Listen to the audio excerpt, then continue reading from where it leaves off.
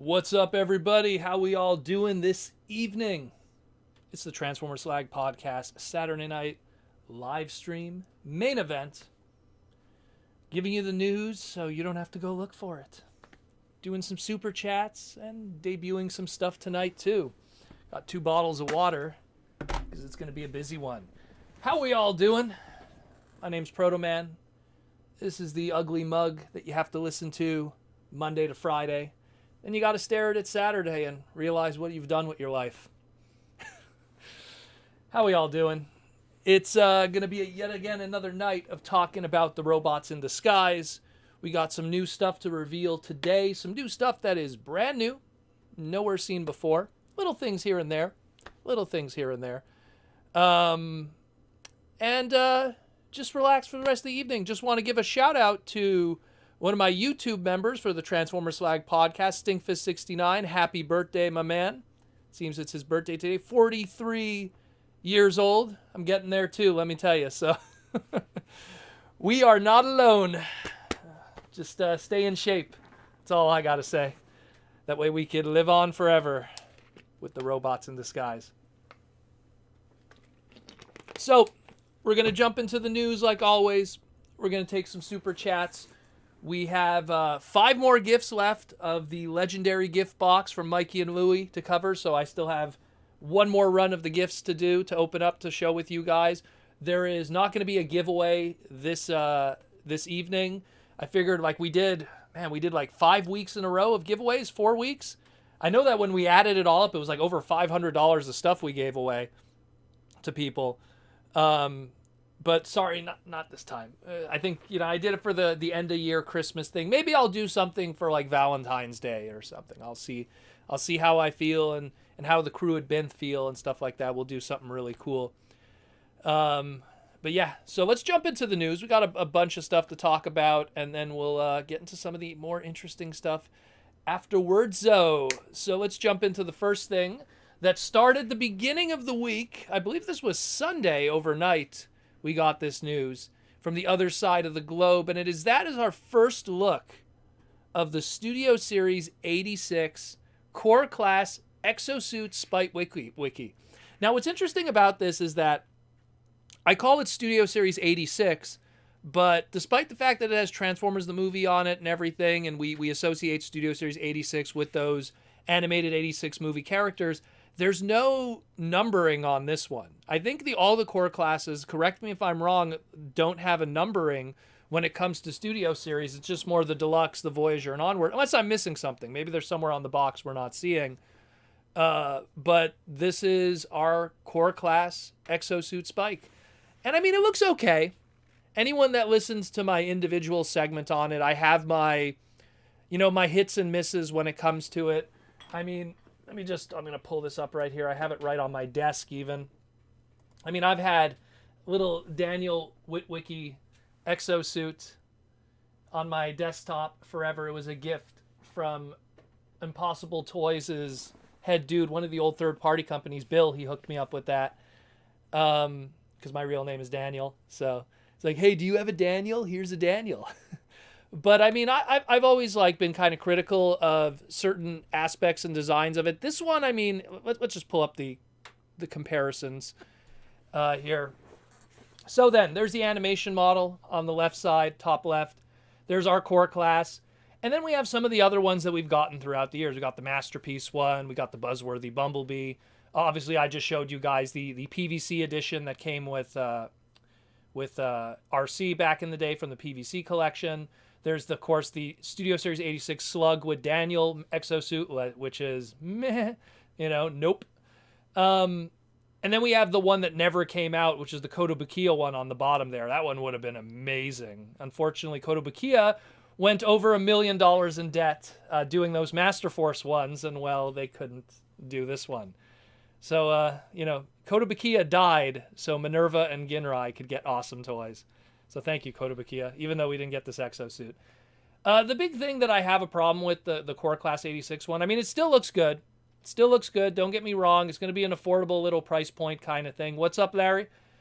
But I dig the boosters and the little energy accessories and stuff, but it's missing its rear wheels. So I think it's going to be kind of weird in robot mode that it doesn't have the rear wheels or something. Maybe they're tucked in and they're missing in the art here, or in this case, the production images. Also has weird wide shoulders, but I guess that's just part of the transformation and how they could achieve that at such a small price point. But that being said, I mean, I still kind of feel the Masterpiece is still the better of the two. But, you know, it's a Masterpiece. Granted, I think you could probably get that Masterpiece really cheap now because it came with that version 1 Bumblebee that a lot of people don't like, Masterpiece. So you could probably get it on the cheap, maybe. Maybe someone's willing to part with their MP exosuit. But, I mean, again, at least it comes with the extra blast accessories, so you could knock down the acid cover, I guess. Gotta get a drink of water here. It's going to be a long one today. But aside from that, you know, like I also included that image with Bumblebee there, kind of like to show scale. So I think that at least the scaling will probably be good too at a core class, considering our deluxes now are kind of what our mini bots are. So I'm pretty sure if you put this core class next to, let's say, your Netflix Bumblebee or your Cliff Jumper, it'll work out. It'll work out just fine. So, I mean, at the end of the day, it's a core class. And it sounds like Hasbro with the Studio Series core class, it's more just to make smaller, affordable figures. So we'll see what happens with that. But, you know, I was kind of hoping they'd nail it a little better. I feel like it's incomplete. Maybe I just need to hold it in person. Maybe the images aren't doing them justice. But I feel like there's just something there. Something that's just missing in that case. Either way, we shall see. Next up, we have Netflix with their announcements of the removal of a bunch of Transformer shows and the addition of one coming that was confirmed by 2 of the future writers. So first off, Netflix is going to be removing Transformers Prime, Transformers Robots in Disguise 2015, Transformers Rescue Bots, and Transformers Rescue Bots Academy from their services. Obviously, I understand there is other services that these are available on. I get a feeling it's probably more to take care of this little thing that we've been sponsoring for a while, which is Hasbro's YouTube channel itself. I think they're all going to be migrated onto that, where some more direct monetization could be done easily through the YouTube platform. They probably saw a lot of really good, you know, traffic and monetization by having the, you know, the Bumblebee movies and not the Bumblebee movie, the Bumblebee Cyberverse Adventure movies, the 2 specials, and all the G1 episodes and stuff being easily accessible for people. And of course, Hasbro's able to put commercials and monetize them on YouTube. And when millions of people watch them, it does very well for them. So I imagine that that's probably the reason why they're coming off of Netflix. But that being said, there's going to be a new Netflix series, according to their writers of Alan Denton and Greg Hahn, both the writers of the Rescue Bots TV, not Rescue Bots, Bots TV series. They have confirmed that they already wrote the first 4 episodes for it, and it will be coming at some point in summer of this year. These guys are well known for, and that's why I included the image of the Sonic Boom, Sonic the Hedgehog TV series, which had some pretty good fun writing. So if it has that same kind of, you know, tongue-in-cheek, break the fourth wall kind of fun to it, hey, it'll be cool. It'll be cool. It's not going to be our dark, gritty, Cybertronian war kind of thing. It's going to be that slice of life on the side kind of series. And, well, for something to coexist with another mainline TF series, I'm fine with that. I never expected BotBots to be any more than something like that. To hear that at least it's the Sonic Boom people sounds good to me. We have a super chat here from Alden Tolbert, and he says, imagine there's anti-Dinobot club, and Megatron is the CEO, founder, and president of that club. Well, has there ever been? I mean, when you think about it, like, Megatron made his future HQ out of Trypticon. That was a dinosaur. So I hope he's not completely anti-Dinobots, because he's practically living in one. So, I don't know. I mean, Trypticon's not a Dinobot per se. And in terms of the Transformers Vanicular, he'd be a Dinocon, if anything. It's funny they never actually thought that up. Dinocon. I guess maybe Soundwave Slugfest and Overkill could be part of that. What other dinosaur Transformers on the Decepticons are there? Well, I guess if you count Dino King and the crew from Victory, but that's already way ahead. Anyways, I'm going down the rabbit hole of that one. Thank you for the super chat, Alden. But yeah, point being is these series are being removed, but they are on other platforms. I believe Tubi still has Transformers Prime and some of the others, and I think even more than just the 4 that I just listed. I mean, I have these all on DVD, so I don't really pay attention to it too much. But just to let you guys know that these 4 are being removed, and in the summer of 2022, we'll be getting bots from the Sonic Boom people. So check that out, yo. And the rest will probably be over here at some point. So be sure to check that out, too. Then we have some Transformers Authentics news. So we got a huge product dump of what's going to be happening with Transformers Authentics, the more low-cost, I guess we'll call it worldwide import brand for Transformers. Authentics was created to kind of be a low-cost official product brand for the more lower-cost regions, specifically that of China in certain areas and South America and Africa. So, but of course, these will also show up in Market 6 locations here in America and in Canada and Europe and stuff like that too, Australia, Japan. Market 6 will depending on where you live. Market 6 stuff could be CVS, could be, Big Lots, could be, it depends on where you come. In my case, it could be something like Jean Coutu if you're from Montreal here. It's like a, grocery store / pharmacy. Market 6 stuff, the oddball locations that Transformer products could sometimes show up. So what do we got here? We got the Mini Racers, but in a brand new color scheme. They took the Mini Racer Hot Shot and the Mini Racer Whirl that you see in the black box there and repainted them above as RC, which is pretty interesting to do a pink RC. Seeing how in the Prime continuity where these things came from, she was blue. And a Trailbreaker done in his G1 colors, so that's pretty cool, along with Optimus, Bumblebee, and Hoist that were available in the previous release of these. Of course, how they are going to be issued out is in a case of 6, where you're going to get 1 of each and 2 Bumblebees if you do get these for your store, or if you see them in stores and you just buy the whole case. You'll get an extra Bumblebee. We also have these PVCs here that are called Cyber Battlers. And these Cyber Battlers are going to be very similar to the previous PVCs that you probably saw at Walmart that had a very similar kind of, I guess we'll call it, Authentics or Evergreen kind of flavor to it. The previous one had, if I remember correctly, it was Optimus Prime, Bumblebee, Soundwave, Megatron, Starscream, and Shockwave, I believe was the 6. And they came in a very similar packaging to the one we see here. But this time around, they are focusing on just 3 characters, 6 in total in the box, 2 of each. Optimus Prime, Bumblebee, and Megatron, again, done in the authentic / evergreen kind of style. And these, if you're not familiar, are 3 points of articulation, pretty much just the shoulders and the head. And, of course, they are made of a hard PVC plastic and are 6 inches giggity. We got a super chat from Princeton Phalanx 59. I missed the stream last week. Happy New Year, Protoman. Happy New Year, Princeton. Great to see you back. I know a lot of people were taking time off for the holidays, going to see family. I know I went to see my family too, and that's why we didn't have our Christmas stream, but we did one afterwards, and then we did a New Year's stream on New Year's Day, but not New Year's Eve. Got to see my dogs. Got to see all my dogs and stuff on my family side, so see my parents and everything. Haven't seen them in a while. But yeah. Thank you for the super chat, brother, and Happy New Year to you, too. It's going to be a crazy 2022. Downright Superb has been an Elite Guard member now. He has joined the Elite Guard, or it's probably reminding us of his Elite Guard membership. I'm trying to figure out how YouTube works with that. It's probably reminding us of his Elite Guard anniversary. Welcome to the Elite Guard, yet again, Downright Superb.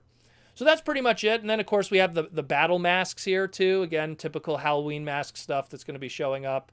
I actually own one of the Transformers RID 2015 ones, the Robots in the Skies 2015 masks that they did.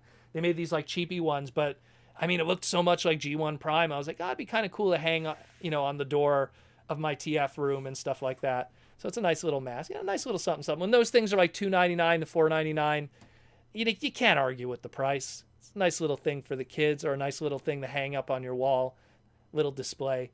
I dig it. It is what it is. Probably the only thing out of everything here that really interests me is the RC and Trailbreaker because of their unique color schemes. But we will see in the future what comes of that. The Authentics line will be hitting shelves in April. Next up, we have a new CEO for Hasbro. And I want to break down this guy's history and how it might relate to the future of the Transformers brand. Keep in mind, everything I'm going to be saying right now is purely speculative. Say hello to the new CEO of Hasbro, replacing Brian Goldner, who had recently passed away. Rest in peace, Brian, and all the great work that you did for us. Our new CEO of Hasbro is Chris Cox, and Chris comes from a background of being the former CEO of Wizards of the Coast under Hasbro. So Chris, all this time since 2016, was working on the trading card and gaming division of Hasbro at Wizards of the Coast.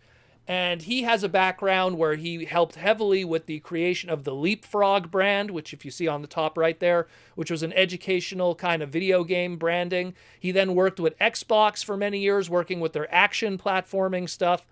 And then he worked with Wizards of the Coast, where he pretty much pioneered their Magic the Gathering Online, their Magic the Gathering Arena, and their Secret Lair system.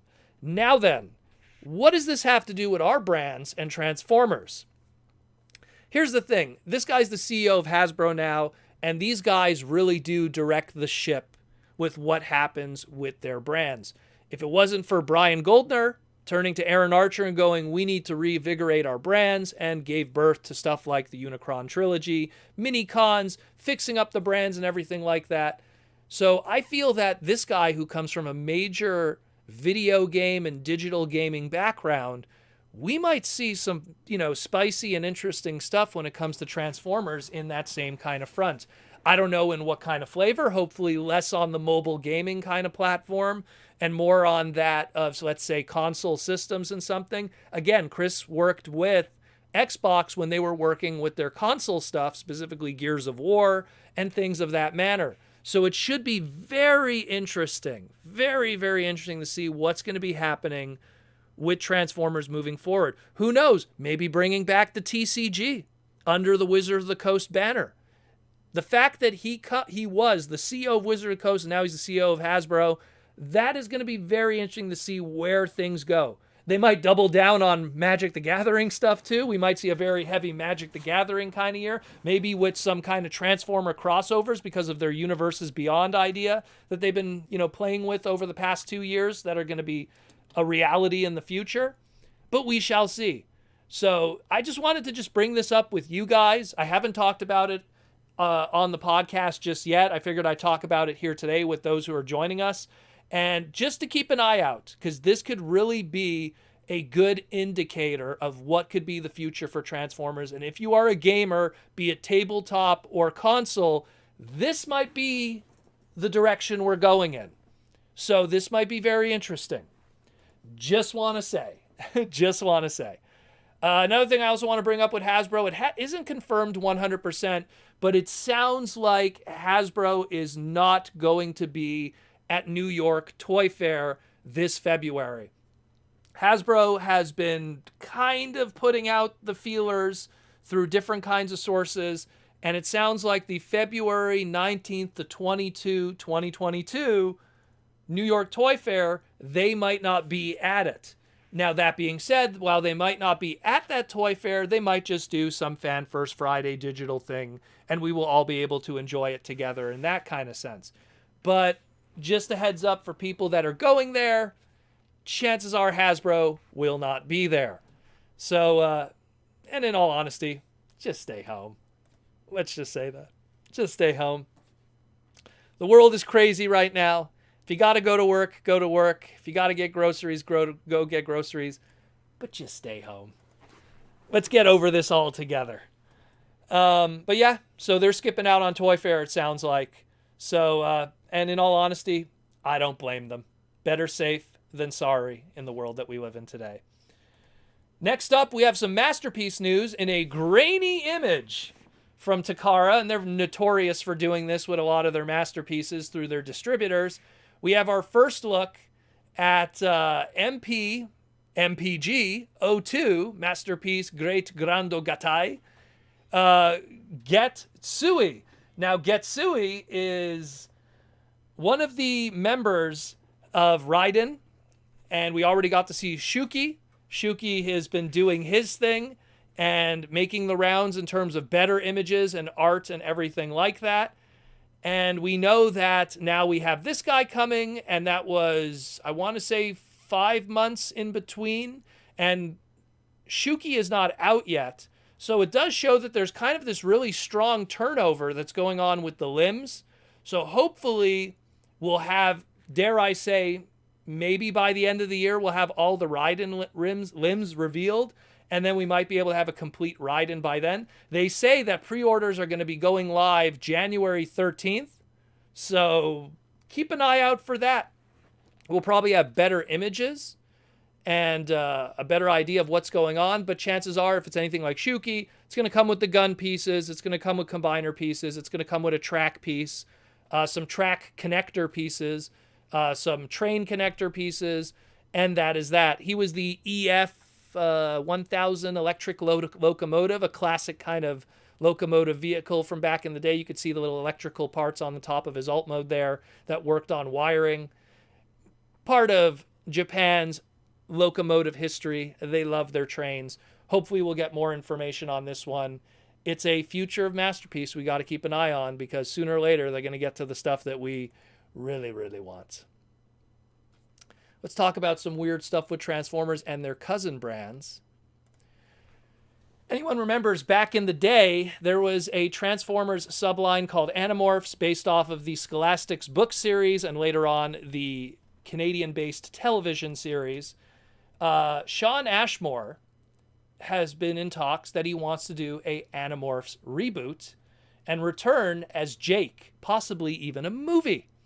Now, again, what does this have to do with Transformers? Well, again, during the Beast Wars era, Animorphs was really hot in the 90s because of the Scholastic books and the TV series.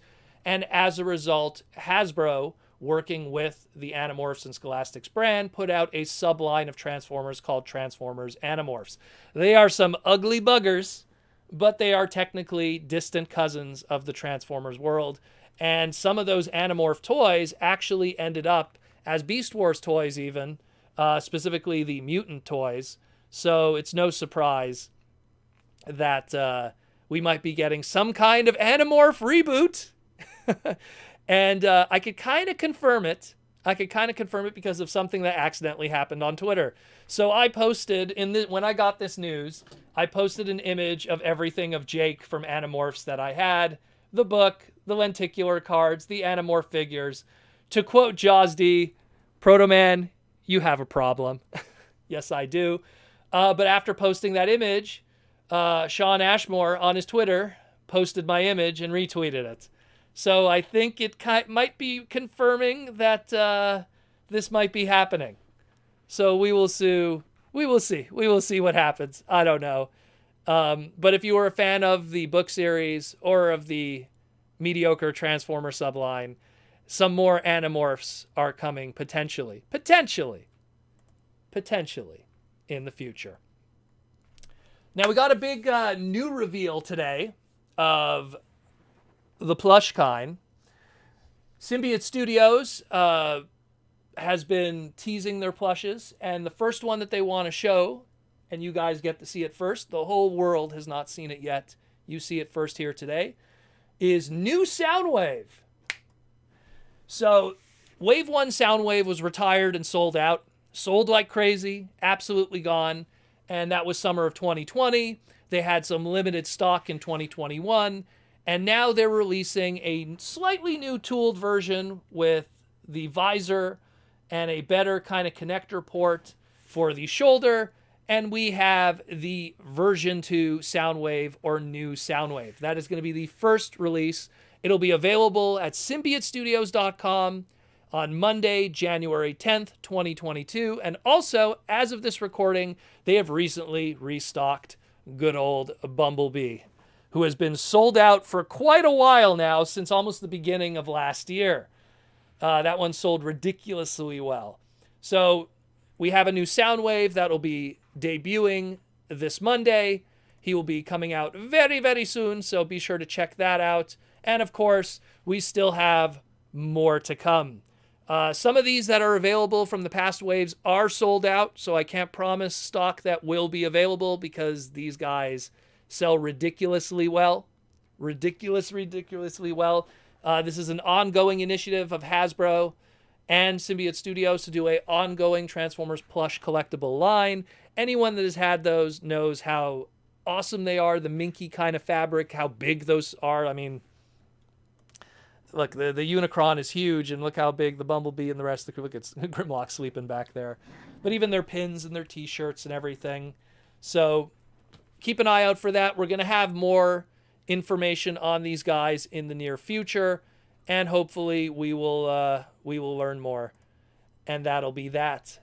Next up, we have to talk about the Toy Armada with Aaron Archer.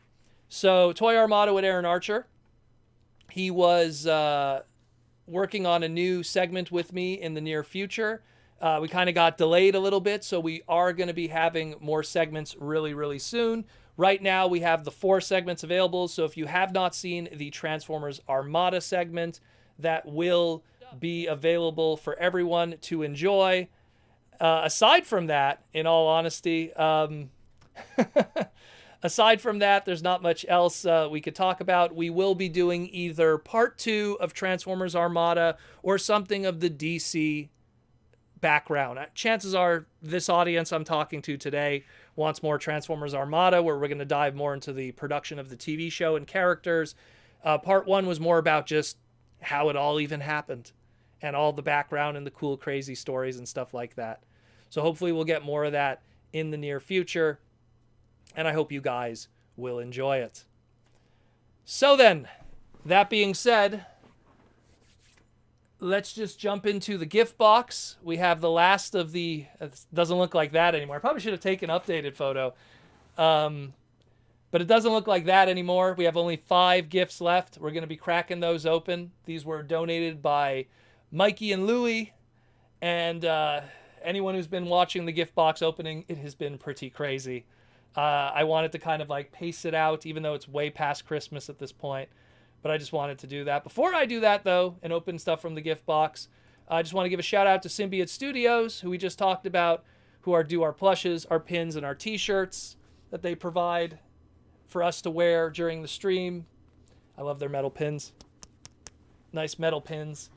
And, of course, the crazy plush in the background. That Unicron everyone should have on their couch in their home. I can't stress that enough. Check them out again, symbiotestudios.com. Awesome stuff. They also do other Hasbro brands, such as G.I. Joe, My Little Pony, and the Power Rangers, or Zoo Ranger for you Japanese guys.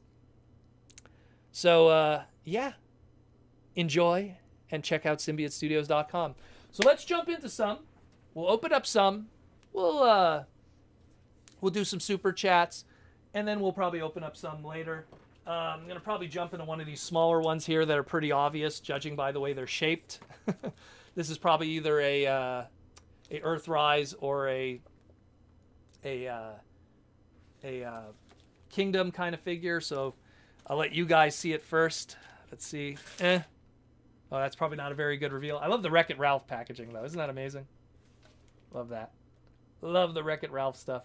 Vanellope and Ralph. So, What do we got? Still can't see nothing. Oh, it's Kingdom related. It is... Oh, is that Shadow Panther? Oh, snap.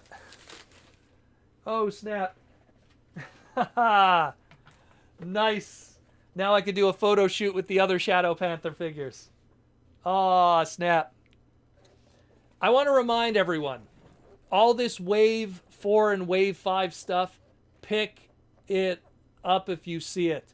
This stuff is going to be so difficult to get later. I have not seen any of this locally in my area. It is getting snatched up. And the second Legacy hits in April, all of this is going to be distant memory.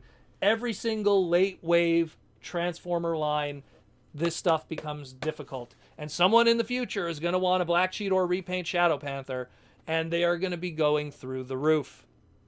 Thank you, Mikey and Louie. Oh, this is going to be this is going to be an Instagram photo shoot for sure. Check out, again, I'm going to plug my Instagram. Check out my Instagram. I'm going to do a nice photo shoot comparing to the old school Shadow Panther. That's so cool. That is really cool. Alrighty. Let's, another boxed one here. So let's do, and this one's Guardians of the Galaxy Marvel movie. Where's a good place to rip? Just rip here. Oh, that doesn't help at all. Oh, it's a Studio Series 86 guy. What do we got here? Oh, we got Scourge. We're army building Scourge. It is Scourge, right? It's not Sweep. Okay, it's Scourge. We got Scourge. Look at that. You want me to gut Ultra Magnus? There's plenty Decepticons for you. Ultra Magnus is mine. Awesome stuff. Thank you, Mikey and Louie. We'll do, you know, we have two big ones here, like two really big ones here. We're going to save these ones for last, so we'll do one more small one, and then we'll do the two big ones at the end. Awesome stuff. Awesome stuff. Sorry, guys, if I haven't been reading some of the super chats or anything. I'll get to you guys in a moment. Last one we got here. What is this one? Oh, this looks like it's probably a Generation Selects item. So hold on, I got to find, is that the corner that has, okay. I want you guys to see it first. So the corner that would have the tab that would say what it is. It is, oh, we got Exhaust. Oh, snap. The irony the irony with this one is I own the Masterpiece Exhaust. I own the original Diaclone one, but I don't own the Earthrise Wheeljack. We got to make sure it's Exhaust. Yeah, we got Exhaust. Oh, that is so cool. The somewhat illegal Transformer figure. And it's true, and I could also use the Transformers Prime repaint, the core class, not core class, whatever they called it back then, Cyberverse class that they did for Transformers Prime with Wheeljack. Oh, that is so cool. The Mercenary Exhaust. Very nice. Very nice. Thank you, Mikey and Louie. That is awesome. Where was this from? It's, I guess, the shipping label or something from back in the day. Brad Toys. That is awesome. That is awesome. So we got two more here. This beautiful Spider-Man one, and then this DC Comics one. We will open these later in the stream tonight. They are big ones. I am wondering what are in those. I have a pretty good idea what one is kind of could be, judging by its shape. But we will see. Michael Koo says, my Shadow Panther is part of a 4-pack pre-order at Big Bad Toy Store. Yeah, this is probably the one. This is the one I'm probably the most excited about. I have a funny story with this. So the first time I ever saw the original Shadow Panther, I mean, it's gonna show how old I am in the Transformer fandom. I was on MIRC back in 1997. MIRC was an old chat program that used to exist on the interweb, and it still exists to this day, actually, and a lot of people still use it, oddly enough. And I remember when we first learned about Shadow Panther, it was from Dave Van Domlin's website, because he had some images from, I guess it was a Japanese magazine. I want to say TV Kun magazine. I could be wrong. Maybe Figure King. And he had some scans, and it showed Shadow Panther inside. And it was a black repaint of Cheetor, and I loved that Cheetor mold. We hadn't had Transmetals yet. And I remember everyone in that chat lost it. We went crazy. It was like, oh my God, a evil black repaint. Which today, now we take that for granted.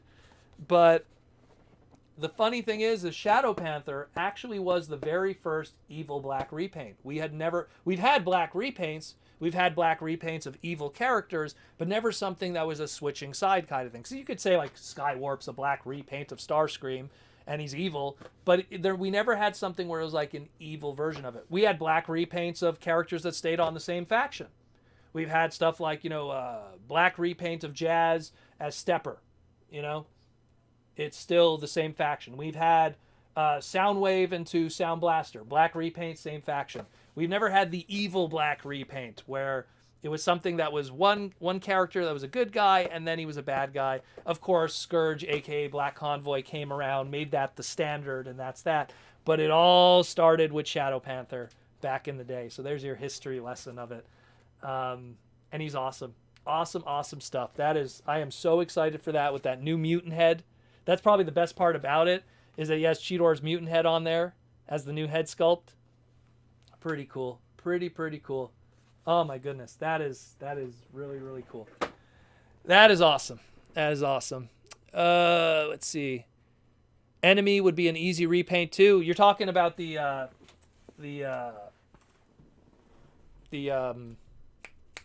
Rumble and Frenzy repaint into like a red color. I have both versions of Enemy. I have the radio and then the head radio thing. What a weird repurpose of a story. Those deep cut characters, you know, all those weird ones. But yeah, that's freaking cool. Thank you so much. I'm so hyped about that. So hyped. So we got 2 more left, and then this big gigantic box will be empty. This big gigantic box here. I'm actually going to take them out right now. This box, by the way, I wish I could kind of show you guys on camera. It is. Look at that. It's like Unicron's box, pretty much. Oh, great. I probably shouldn't have lifted it. Oh, my goodness. Anyways, it's a big box. It's a big, gigantic box of stuff. So we have 2 more left, and then the gift box will be done permanently for now until more stuff ends up in the Transformer Slag P.O. box. Who knows? But that'll be for the future with you guys. David Cabal, what up, David? Let's see. What do we got here with some of the YouTube members? Guardians of the Galaxy, soon to be Asgardians of the Galaxy, with Thor being in it, I imagine. All of those movies, I'm gonna wait till they're on TV or something. I was only excited about Infinity War because of Thanos. You know, Thanos is my boy, so that's what always made me interested in those movies. Now that he's not a thing anymore, I don't know. The drive just isn't there. Michael Koo says he got his Shattered Glass Jetfire today with the black repaint crazy color scheme. It's funny that was like, you know, of all the commander classes we got thus far, and we only have 3 right now, 4 if you technically count the Devastator component. You know, of all the commander classes we got thus far, like, that's the one that got repainted in that color scheme of all color schemes, which I find fascinating. So weird. So very weird. But, you know, we're going to see probably Hot Rod. That Rodimus commander class, that's going to see some repaints. For sure. I'm expecting a Primus repaint in gold. I'm expecting a black Rodimus repaint, a Rodimus Unicronus. They'll probably do a Studio Series 86 color scheme, much like my boy here who sits on my desk because he's my favorite thing ever of Transformers. Is probably going to see a million repaints too at some point in the future. We'll see what that figure is going to be on my desk forever. I'm telling you, that thing's never going to leave my desk. Every time I'm always like, oh, I should put it in my Studio Series 86 collection. The only way there's going to be one in my Studio Series 86 collection is when I get more of them. And considering how they're reissuing him in that brand new box, there's going to be more of them. Faux show. Lizard Sphere X says, got Bludgeon, and he's a beautiful bony. Good. Hey, congratulations, Lizard Sphere. That's true. I still have all the list here of everybody. All the people that got sent their prizes. I hope you enjoy Bludgeon. Bludgeon is, that's probably the best version of Bludgeon that we have right now. And he comes with those 2 swords, and one of them stored away. It's really cool. I love that figure. The only thing you have to be careful with, I find, and I only saw examples of it online with the Bonsai Tron, but I'm sure it could happen to the Bludgeon, is his 2 little turrets there, like those missile launchers, they could break if you kind of like mess with them a lot because they're kind of like on fragile pieces. Considering how old that figure is, what is that, 2009 that came out? Came out during Revenge of the Fallen, but did it come out the same year or the year? I think it came the year after in 2010. It's still an 11-year-old figure. Actually, 12 years old now. So, you know, crazy stuff. Crazy stuff. But yeah, I might as well give the shout outs to everybody. Oh, and there's Mike Rosen. He got one too. I was going to shout you out there, Mike. Mike says here, thank you Proto Man for the Kingdom Galvatron. Well, thank you for being a fan, my friend. Also, thank Binth and all the people who helped support the podcast and provide all the gifts and sponsorship for all the cool stuff that all you guys got. We gave away like $500 in prizes to everyone as a way to thank everybody for all the love and support that we got throughout the year for the podcast. It's the best way I could give back is with toys, because we all love the toys. The toys make our life. So again, I'll just give a little shout out to everybody. So all the people that won: Downright Superb, Horned Owl, Stinkfist, 69, Ben Williams, Star Max, Princeton, Joey Z, 1231, Tom Laney, Lizard Sphere, Stephen Joyce, Mike Rosen, Paul McDonald, Michael Koo, Christopher Quinn, Orlando Chavez, and Dark Twilight 20. $500 and then some of prizes to you beautiful peeps. Thank you for the love and support. Downright Superbs here says Proto. Oh, sorry, I don't want to miss anything here. Proto, after a hard day of taking 3 buses to the store, found Tigatron, my boy, Rhinox, Trax, Waspinator, and Core Megatron and Soundwave. That's another amazing one. Sometimes you just got to put in the work in. Tigatron is mind-blowing. Not only is Tigatron mind-blowing, but I'm telling you, out of everything that's in Kingdom, everything that's Kingdom retail, he's going to be the one that is going to go bam. I'm telling you, there's going to be a Transformer Finance video. Mark my words. A year from now, we're going to be doing a Transformer Finance video, and we're going to be talking about Tigatron's numbers on eBay. I'm telling you. That's an investable figure. I know you guys don't like to hear that word when it comes to Transformers, but that's an investable figure. That's one that people who aren't going to get it are going to regret it later. Much like how I see people today going like, hey man, could I get like Unicron for less than $2,000 now? Good luck. So it's going to be one of those kind of situations. I'm telling you. But yeah, good on you, man. Get those Tigatrons. Let's see what else. Michael Koo with the $5 super chat. Thank you, Michael. Michael says, Protoman, just me saying thanks for the giveaways. Hey, man, thank you for being a fan. Thank you for being a loving and supporting fan. This podcast survives and gives me the drive to keep doing it every single day because we have people that enjoy it. If people didn't like it, I wouldn't do it. When I used to do toy reviews, I used to get crazy numbers on it, but I didn't like doing it because I wasn't able to educate people. I was able to do toy reviews. So this is a Skybite from the Cyberverse line, and he was based off of a Robots in Disguise car robots character called Gale Shark that debuted in 2000, and he was voiced by a certain individual in the Japanese continuity that was known for haikus, and it's like, I mean, I could do that. But I'd always have to do a toy review to kind of tell that. Now I could do that with you guys like this, through the streams, through all that. And I love it when people used to always say, oh, his reviews are scripted. He writes down all the information and stuff before he does it. I love the streams show just where all the information actually comes from. I don't have any other windows open except the chat here. So I get to lay the knowledge on you boys and girls today. Every time you have a question. And again, it's because you guys do the love and support. Orlando Chavez got my Sharkticons. Great touch to my Quintesson display. Thank you so much. Yeah, all the people that got their stuff. I'm glad that everyone got their stuff. If you didn't get your stuff, let us know. I mean, we kind of don't keep track of if you guys get it. We just kind of ship it out and hope it gets to you. I mean, you guys, you guys have to let me know if you didn't get anything. Just give me a shout out and go, hey, yo, I didn't get my G1 blaster or whatever we were sending out. We sent so much stuff. But we'll do another giveaway in near future. I don't want to do it all the time because it's kind of crazy. But I'm thinking maybe we'll do something for Valentine's Day.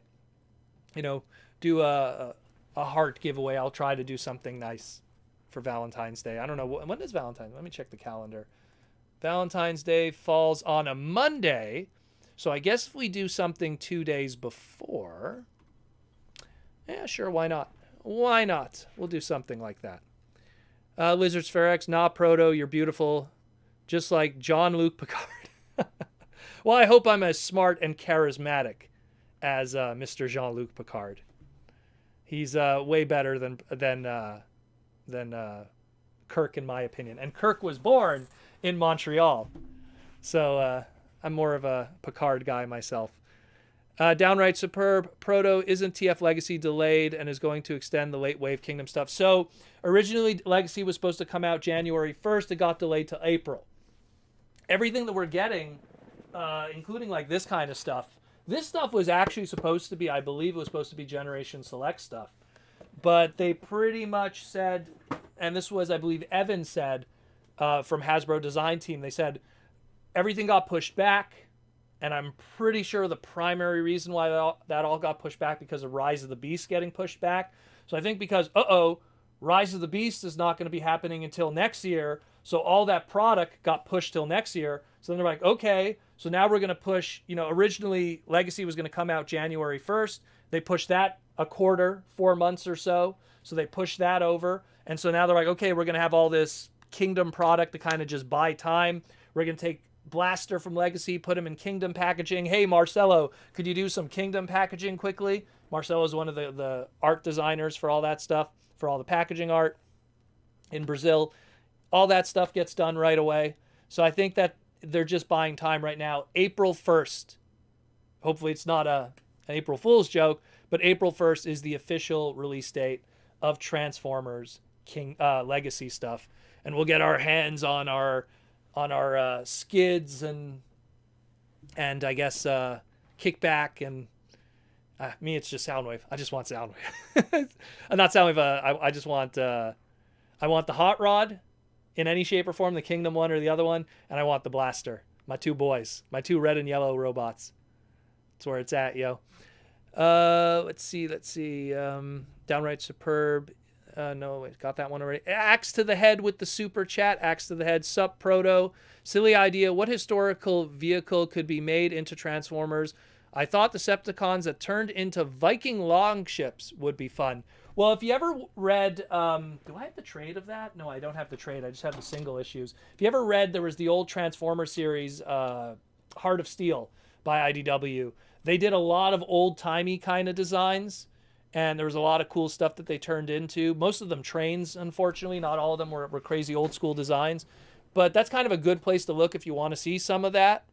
Like the Starscream and the crew that transformed into biplanes and stuff.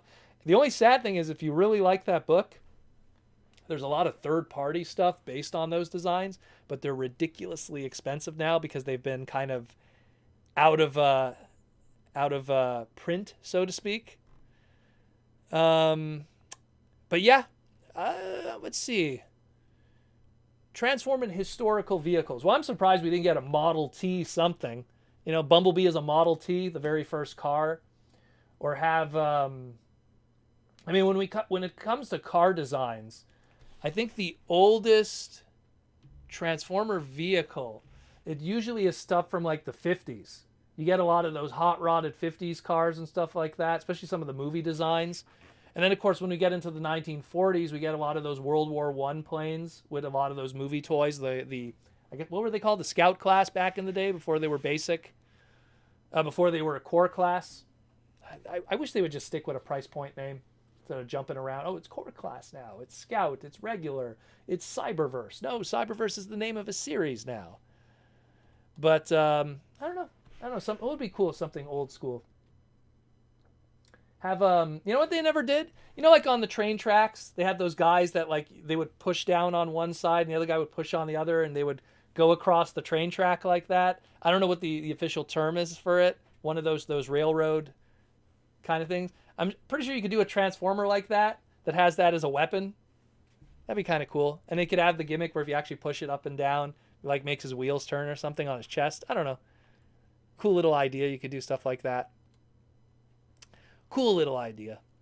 Michael Koo says you could still pre-order Kingdom Tigatron on Big Bad Toy Store. So do it if you can. And I'm not sponsored by BBTS, just to let you know. I'm good friends with Joel, who runs BBTS, but I am not sponsored by them. Let's see. I actually buy from other places, actually. As a Canadian, I can't buy from Big Bad Toy Store. Gets a little pricey. Detective Ferret with the super chat. Will we ever get Masterpiece Rescue Bots figures? Probably in 20 years. I mean, Heatwave would probably be the only one that I could really see getting one if they did do something like that, because he's the most unique of the bunch, at least of the initial ones. But, I mean, look, we're still trying to break out of Masterpiece out of, like, G1 and Beast Wars. Like, if we'll ever get a Masterpiece, you know, Micron, aka Armada Optimus Prime, or, you know, the sad truth is look, they tried to do Masterpiece Brave. It survived. It had 2 releases and died. Then they did Masterpiece Zoids, MPZ, 2 releases, and that died. If anyone saw my post, I don't know. I don't want to break your heart, but I don't think it'll be happening anytime soon.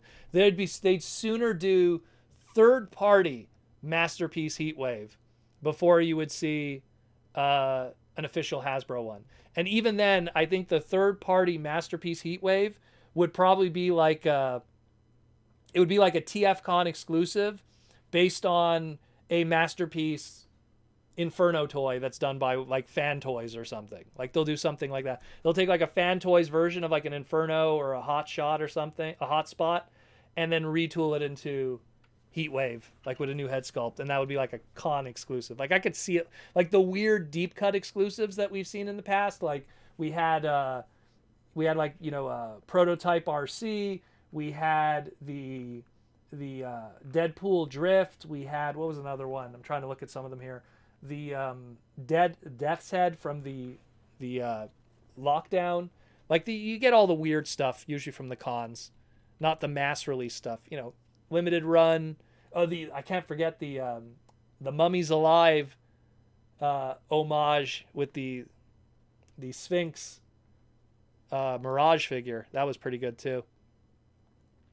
Detective Ferret also says, you see a third-party Armada figures, Overlord and Tidal Wave. Yeah, I saw them. They look really, really good. I want to see color images, though, because Overload is one of those designs, and I've talked about this in the past, that he looks great in, like, gray, but the second you put that red color scheme on him, it all gets washed away. So I'm really curious how he's going to look when he gets colored in, because that mold and that design always looks good. Always looks good in gray or Prototype or a singular mono color when it's just its resin. But the second you put that red, red is a very strong color. It washes out details red, I find. And that's something where I'm kind of curious how he's going to look. Tidal Wave, it could go either way. You could do toy colors, you could do purple, you could do the Energon colors in green. That mold's going to see a lot of action. It's going to clip onto their Megatron that they just revealed. They're doing the Aaron Archer work, so to speak. Michael Koo, you could still pre-order the Golden Disc Mutant Tigatron on Amazon USA. That's another one too you should probably pick up if you like the deep cuts. I wonder how that one's going to age. That one I'm really curious too. Because that one, obviously, it's more obscure. It's like, okay, yeah, Tigatron Prototype colors, you know, Toy Fair 1997 colors. You know, yeah, okay, that one's interesting. You know, it has the mutant head, different sculpt and everything, so it might, you know, some people might dig it. I dig it. I think it's fantastic, but I like weird.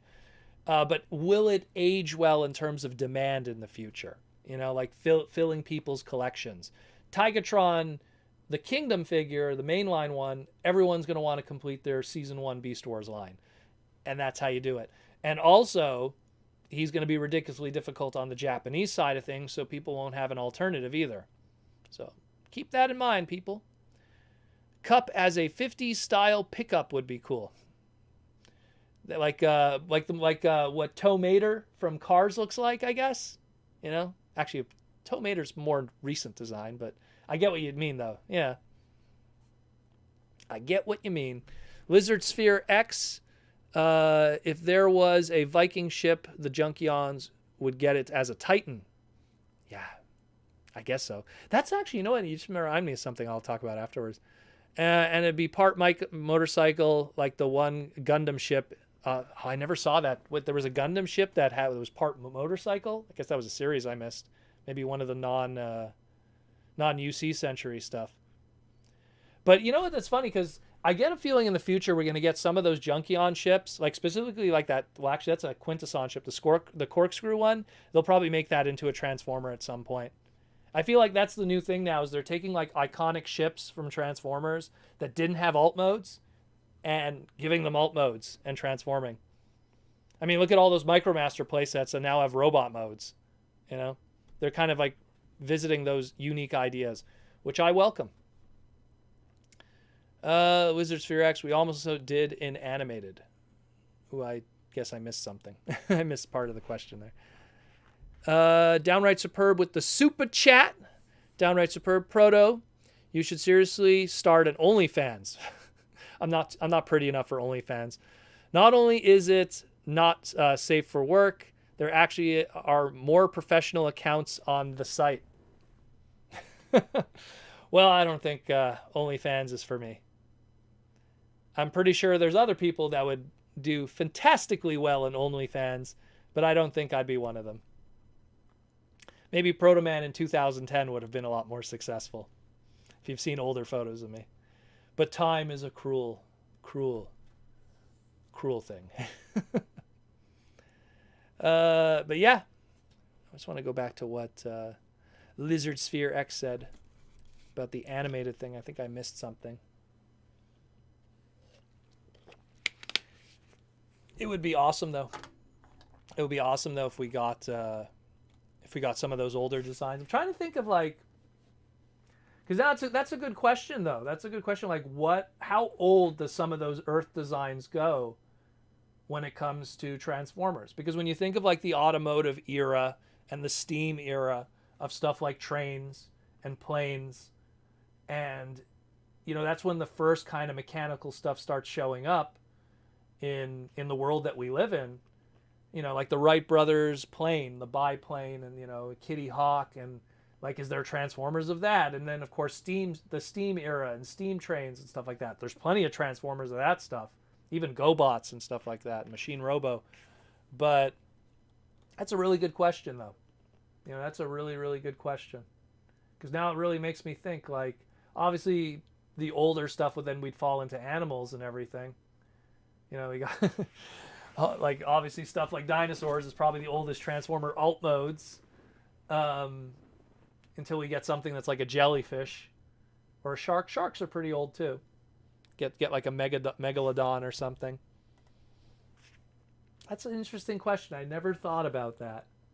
See, I'm looking at my movie stuff because a lot of the movie stuff kind of skewed to those weird kind of designs and everything. It's very, very, very weird. Very, very weird. So we'll jump into, in the meantime, while the super chats build up, we'll jump into some more of the presents, the last two. Maybe I'll just do one right now. We'll do one, and then we'll do one more later. So this is the one that's shaped like this. So I get a feeling it's probably Kingdom or Earthrise. We will see. So let me see if I could grab a corner here, and then you guys could see it for the first time before me. So let's just do it from here. Alrighty, and oh snap! We got Transformers RED. Transformers RED. I'm not thinking straight. We got a Transformers T-Rex from Beast Machines, the Dinobots from Kingdom. Look at that box art. That is some amazing box art. And look at that smile on that face. With those smiling face. And then look at the silver lips that they gave him instead, because they messed up and didn't use the right head sculpt. Oh my goodness. Still awesome though. Maybe a third-party company will make a new head sculpt for this guy. Give him the correct head sculpt that we never got. Somewhere in a Vietnam factory, the correct head sculpts are sitting on the floor unpainted. Absolutely brutal. Absolutely brutal. And we never saw that head sculpt. There was so much speculation that head sculpt was going to be used for the Jurassic Park one, and it didn't get used. But that is really cool. This is another one you're going to see on the old Instagram over there. I'm going to do a side-by-side with the original T-Rex. That'll be really cool. That'd be really cool. This is actually the first time I've gotten this mold. I never got the Megatron. Too expensive and too hard to find. That is awesome. This is the Target exclusive. Red card Target exclusive. I love the box art, though. Marcelo, if you're watching, fantastic job, brother. Look at that. Look at that box art. I'm going to miss Kingdom's box art. I'm going to miss that box art, man. Look at that. That is really nice. Really nice. Thank you, Mikey and Louie. Red card exclusive. I'm going to have my Instagram is going to be very busy this coming week. Going to be very, very busy. Downright superb proto celebrity voices are obligatory. What celebrity voice do you think is most appropriate for the TF movie and for what characters? Well, you know what? I mean, I'm not a fan personally of bringing in celebrities for like animated stuff because I almost feel like it, number one, it overshadows what is supposed to be there. It's like, it's not so much, it's like, oh, hey, it's these characters in this story. It's like, it's these characters in these stories starring Cameron Diaz. And the problem is these voice actor celebrities, they don't really voice act. It's just their own voice. It's almost like they're hired to have their own voice instead of them voice acting. I mean, give me Scott McNeil over any celebrity any day. You know, if you told me, which would you rather have? Would you rather Arnold Schwarzenegger doing a Transformer or Scott McNeil impersonating Arnold Schwarzenegger doing a Transformer? I rather Scott McNeil. And I believe Scott McNeil did do something like that in Shadow Raiders. He did like a kind of muscle man kind of voice from Austria. So I rather have legitimate voice actors.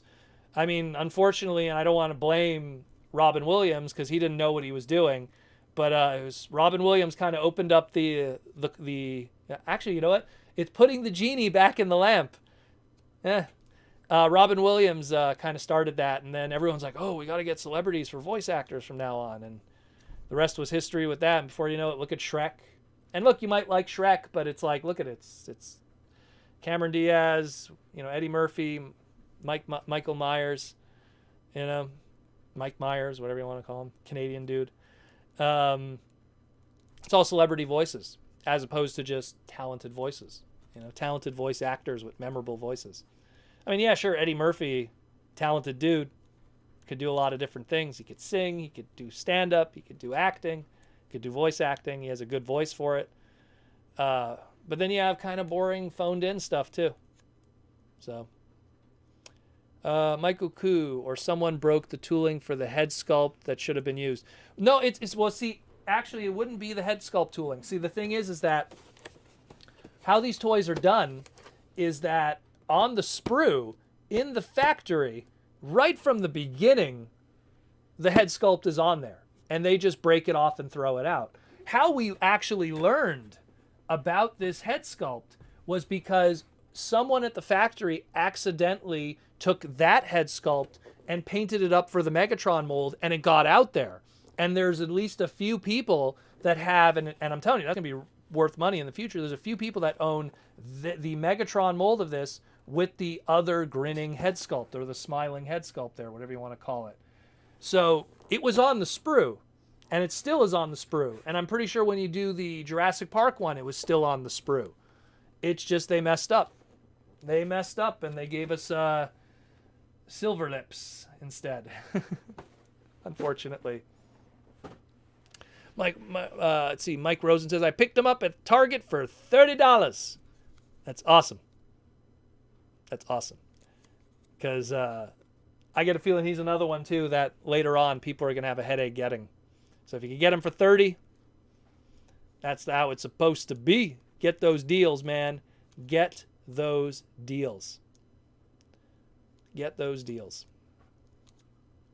But yeah, I rather have talented voice actors. I rather those guys who put in the time to, you know, to hone their craft, to be experts in those fields. I rather a Scott McNeil, a David Kay,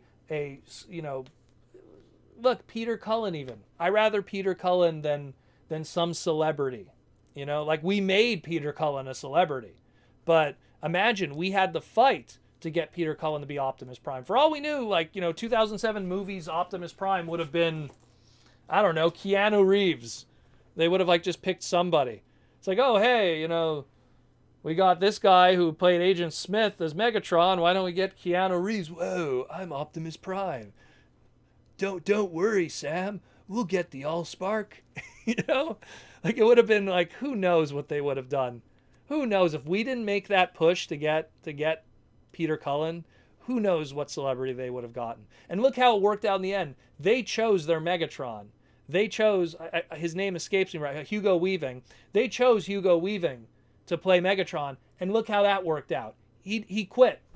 So it shows that get someone who has a passion for it. Don't get someone who just wants to get a paycheck, you know? Mark Hamill, someone said Mark Hamill. Mark Hamill is an extremely talented voice actor, let alone him being Luke Skywalker. You know, he earned his voice actor creed. Downright Superb Proto, if Studio Series 86 figures like Cup can be repurposed into buzzworthy Bumblebee, could we get a Studio Series 86 redeco of Cyclonus and Springer? Oh, 200%. 200%. It used to be Studio Series 86, Studio Series Bumblebee line.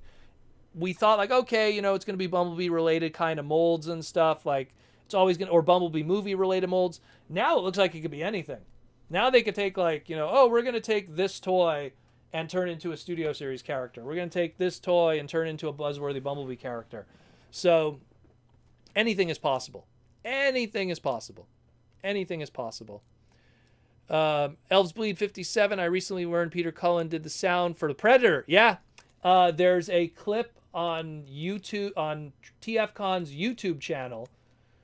Peter Cullen's whole segment. I actually make a cameo in that because Peter Cullen was the first voice of Super Mario. People don't realize that. He actually voiced Mario's voice in the Donkey Kong cartoons. And someone talked about that, and they asked him that question, and Peter Cullen was like, who's Super Mario?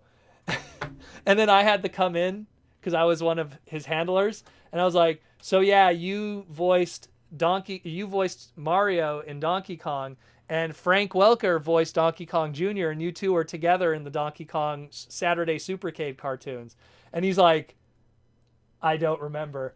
And then Ian, who is one of the other handlers, like, Mario's a really big deal. He had no idea. But, I mean, the point is that what I'm trying to get at is he later on in that same segment, he actually did the Predator voice. He acted like the clicking and everything. It was very interesting. Very interesting. Peter's amazing. Peter's a really cool dude. Really, really cool dude. Not just because he's from Montreal. He's a really cool dude. Downright Superb, laugh out loud. I did the same Keanu Reeves impression before you did it. Whoa. Every single movie I'm in, I'm kind of confused. Who am I kidding? Keanu Reeves is a cool guy. Keanu Reeves is a cool dude. There was a video recently. I think he took all his money that he made from The Matrix and he gave it to like all the crew and stuff. Like $78 million. He just gave it to all the crew and made all those people in the crew millionaires. That's a boss move. That's a cool dude. You know, the fact, because to him it's nothing. What do you need that money for? What do you need that? When you have everything, what do you need? Change someone's life. And that's what he changed 78 people's lives permanently. That's a bro. That's a bro. Hat off to Keanu Reeves. We got a gold super chat from MMA Panda from Tekken. Hey Proto, I just saw some pics of Transformers X Knight Rider. Pretty cool. Would like to see a Transformers X Ninja Turtles, especially if the TM and T-Van was used, maybe even the Technodrome. Well, funny story. I posted this on my Twitter quite a while back. Back in I want to say 1992, the Ninja Turtle line had a line called Mutations. What started in 89 and then it continued into 92, which is what I'm going to refer to. And they had the Ninja Turtles Mutations line. And they were obviously, because, Transformers is finding success with that. Why don't we do some transforming stuff with Ninja Turtles? And they had a Splinter that transformed into the Turtle Van. And what I loved about the Ninja Turtle Mutations line, which were pretty much Transformers, they always had it that when they transform into the vehicle, the head of the character is now like behind a steering wheel. And it was really cool engineering the way they did that. So Splinter transformed into the Turtle Van. And that actually did get released. But then They were going to do a full size that was to scale with your 3 1/4, not 3 1/4, I think they're 4 1/4 Ninja Turtle figures. That was a transforming turtle wagon, and the robot mode was Metalhead. Like you could see, it was Metalhead was the robot head, and that was shown in Toy Fair catalog 1992 for Playmates. There's images if you check on it on Twitter. Just type Protoman TMNT Turtle Van or something. You know, I posted images of it. You could probably find it on Google also. But there was going to be a transforming turtle van.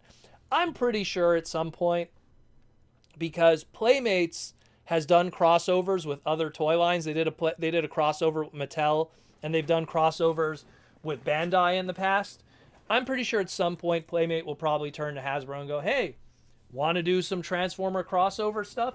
They might do just a one-shot. It might be just the turtle van. It might be the turtle van and the little, drill module as a little extra figure. Maybe they'll take let's do some long-term booking here. One day we're gonna get a Transformers Legacy Part 6 nose cone Technobot with the drill, and then we'll get it retooled into the drill module. And at some point, we're going to get some new Ironhide figure that's a Voyager class, and it'll be retooled into the TMNT wagon. I guess. I'm just spitballing. But Technodrome would be cool, too. But Technodrome is huge. I have the Technodrome. That's like the holy grail of Ninja Turtle collectors, is to own the original Technodrome with the eyeball that comes off. Love that figure. Love that playset. I have a pretty crazy TMNT collection. People don't get to see it because it's unfortunately in the other room. Unfortunately. But that's, and the Knight Rider one, honestly, I think the Knight Rider one's going to happen. Next year is the 40th anniversary of Knight Rider. Knight Rider has a huge connection with Peter Cullen. There's too much Transformers stuff there. It's going to happen. I'm telling you, it's going to happen. Like if I had to bet money, a Knight Rider crossover is going to happen. I'm telling you. But thank you for the gold super chat, MMA Panda. Thank you for the gold super chat. Lizard Sphere X says, Technodrome would be remolded from Morpher Cyber. Oh, God. That's true. And you know what's crazy? The War for Cybertron Unicron, like, that ball is maybe only slightly bigger than the actual Technodrome toy, like the old 1989. I think it came out in 89 or 88. Technodrome. I know it wasn't the first year. I think it was the second year they did it. So that's not too far off. That's actually pretty clever. If you get rid of the wings and you resculpt something else, that's a pretty good one. That's a good one, Lizard Sphere. I didn't think of that. That's pretty true. Maybe if they do a Primus one day, they could then use that to do the Technodrome. He'll obviously be smaller and more affordable. Michael Koo, Frank Welker did several voices for Super Friends. Oh, Frank Welker did several voices for everything. Him and Peter, the rap sheet goes very long. Goes very, very long. We got another gold super chat. Let me just grab it because everything's getting pushed up. We got a gold super chat from Soup99. Gold super chat for 10 bones. Thank you, Soup. Yo, Proto. I had a chance to try poutine for the first time. Where did you try it, though? I'm going to ask you that afterwards. You don't have to send a super chat for that. I want to get that answer. For the first time, and I really liked it. What made you start passing on figures, and what was the first you remember taking a pass on? So to answer your first, so first of all, congratulations on your poutine, but where did you have it? Because I've been to some places. I have this thing whenever I travel somewhere and they say they have poutine, I actually order it because I want to see how they do it. And so many times people go like, why are you wasting your money? You know it's going to be bad. You got to have a Quebec poutine. Oh my God. If you're ever in Montreal, when the world opens up again, call me. Message me something. Say you're in Montreal. I will gladly bring you to a poutine place and a wrestling match in Montreal. I'm telling you, man. And I will give you the poutine of your life. Of your life. You're going to be like, no, stop. Too full. A Belle Provence poutine, DeCarry hot dogs poutine, La Banquise poutine. There's like 3 joints in Montreal. Oh, and how could I forget La Fleur's? There's 4 joints in Montreal that have some of the best poutines you could have. Oh, man, and I'm probably forgetting others. But anyways. But to answer your second question, what was the first figure you remember passing on? Well, I was a completist. So here's my transition, essentially. During grade school, age 3 to like, age 13, 12, grade school, grades, kindergarten to grade 6. That was generation 1, generation 2. Grew up in that era. 1995, I start high school. In Quebec, high school is only grade 7, 8, 9, 10, 11. We don't have like junior high and then senior high kind of stuff. We just have those grades there. And coincidentally, 95, 96, 97, 98, 99, the Beast era. So I was in high school during the Beast era. Why am I bringing this up? Because I didn't have my own money back then. So I wasn't really passing up on figures, just I'll take whatever I could get, especially during the Beast era, some Christmas presents during that Beast era, like, Depth Charge and Pterosaur. I would take whatever I could get. I got Transmetal 2 Cheetor from a trip to the States. When I got my first job, my very first serious job, because I did a few odd jobs here and there. My very first long-term serious job with a standard paycheck nonstop was Burger King. That was just at the beginning of the Unicron trilogy. So we're talking like 2000s now. 2002. So like 2 years after I finished high school, get my first part-time job, long-term part-time job. I started buying everything. I became a completist. And I became a completist for years to come. When did I start skipping out on figures? Dark of the Moon was when the light bulb really started to go off and I went, all right, there's too much product. I'm going to start waiting.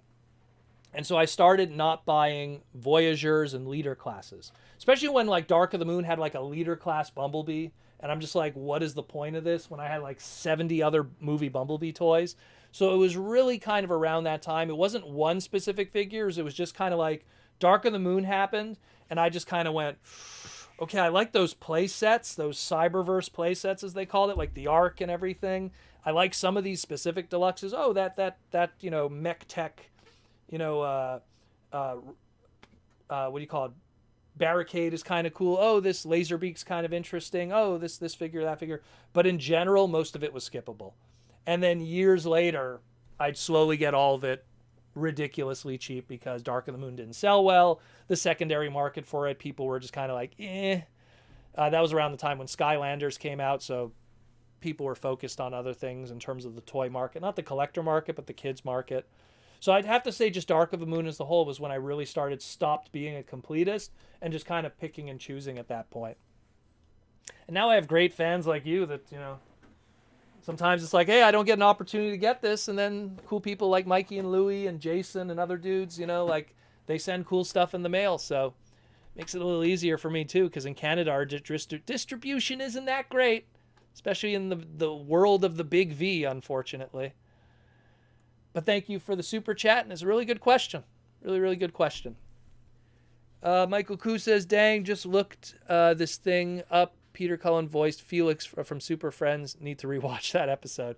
Yeah, Peter did a lot. Peter did a lot also. People don't realize. Again, Peter was Super Mario. People I'm not talking Captain Lou Albano who did Super Mario Brothers Super Show. I mean the first Super Mario. Saturday Supercade. Peter Cullen.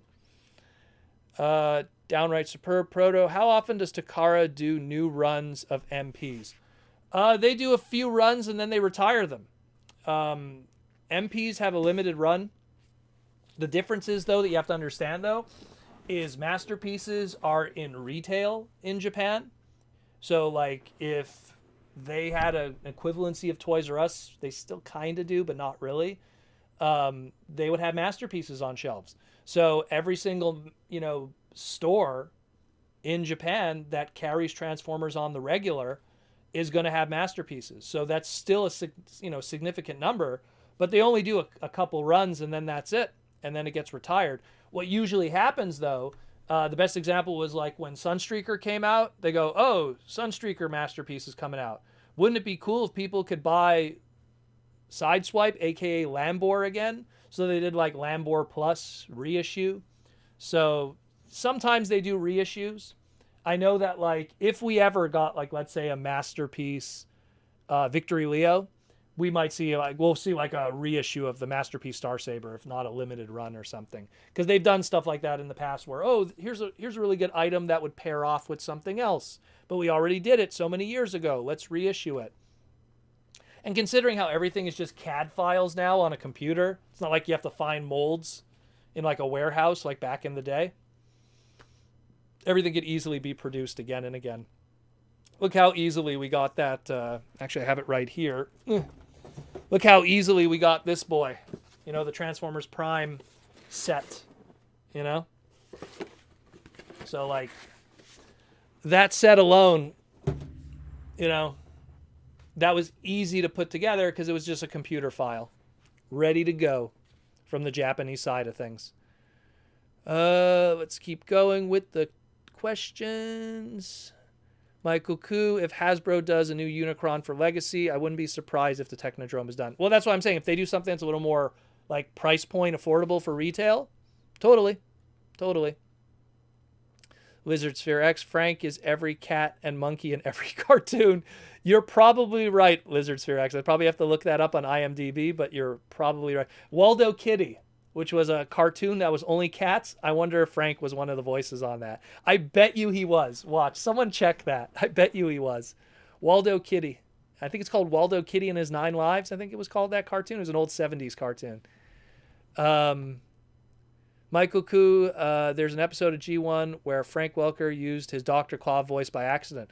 Well, it wasn't by accident. Is they used Soundwave's voice where he was playing back something, and they didn't put the synthesizer on Soundwave's voice, so he sounded like Dr. Claw. I want to say that was episode 3 or episode 2 of Mortal Meets the Eye. G1. Could be wrong. I just remember that. I have it in my head somewhere, that scene. Michael Koo, I recently had poutine at Disney Springs. It was okay. They didn't melt the cheese. Well, they didn't melt the cheese. First of all, the sauce has to be piping hot that melts the cheese. It has to be rubbery cheese.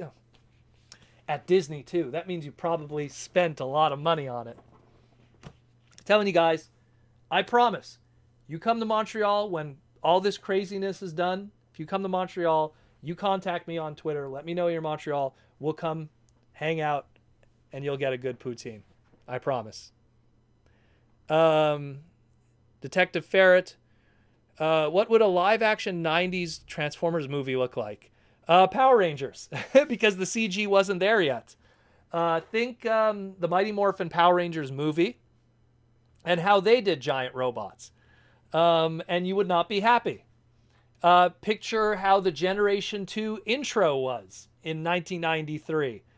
Yeah, there's a reason why we didn't get a live-action Transformers movie in in its peak time in 1985, and even less so in its lesser times in 1993 with G2, because it would look terrible. The technology was just not there. I'll be honest with you, and I've said this before on the stream, when they said that the Michael Bay movie was coming, I remember at the time, the only time, like, I said to myself, I was like, because I had just saw, like, the Incredible Hulk movie. I don't remember if it was I think it was the Ang Lee one, because there was 2 Hulk movies. And I remember saying, if it looks anywhere near as good as that, then I could kind of believe it. Because that was, like, the first time CG didn't look like it was so separate from, like, the live action. Like, it still looked fake. And so I said if it looked kind of like that, but even then it wasn't perfect. And that was like, I want to say 2005, 2006 when it was first being rumored. So it would have looked terrible. Like I just said, look at the Power Ranger movie, Haim Saban Power Ranger movie, you know, with the ninja Zords and all of that. That's what it would have looked like. And that's not saying much. It would have looked terrible. To Symbiont Studios, Proto Man needs your Transformers mashup pin that you got. Yeah, I didn't get that pin yet. I didn't get the Cat Bravo pin. It would actually it would be perfect. It would go with all of this. We get the Cat Bravo plush in the background We could have the shirt, and then we have the pin. We'd have the whole matching set. Joseph Ritter with the super chat for 5 bones. Any extra thoughts on IDW and Transformers?